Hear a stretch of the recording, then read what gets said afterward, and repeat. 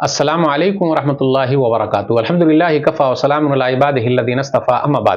محترم ناظرین کرام، تحفہ رمضان کی آج کی نشست میں آپ حضرات کا استقبال ہے۔ آج کی نشست کا موضوع ہے، ٹاپک ہے افطاری کرانے کا ثواب۔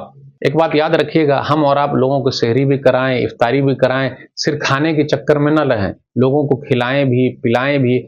رمضان کا مہینہ ملا ہوا ہے، نیکیاں زیادہ سے زیادہ جمع کریں۔ تو جو لوگ افطاری کراتے ہیں اس کو بہت ثواب ملتا ہے، جو افطاری کرتے ہیں اس کو بھی ثواب ملتا ہے۔ سنن ترمذی کتاب الصوم حدیث نمبر 807، نبی صلی اللہ علیہ وسلم نے فرمایا، من فطر صائما کان له مثل اجره غیر انه لا ينقص من اجر الصائم شیئا۔ جو کسی کو افطاری کراتا ہے، روزہ دار کو، یاد رکھیے گا روزہ دار کو افطاری کرانا ہے، صرف ٹوپی پہنانے والوں کو نہیں، ٹوپی پہننے والوں کو نہیں، روزہ دار کو افطاری کرانا ہے تو اس کا ثواب یہ ہے، اس کے اجر میں سے، اس کے بدلے میں سے کچھ بھی کمی نہیں ہوگی اور دونوں کو بھی ثواب ملے گا۔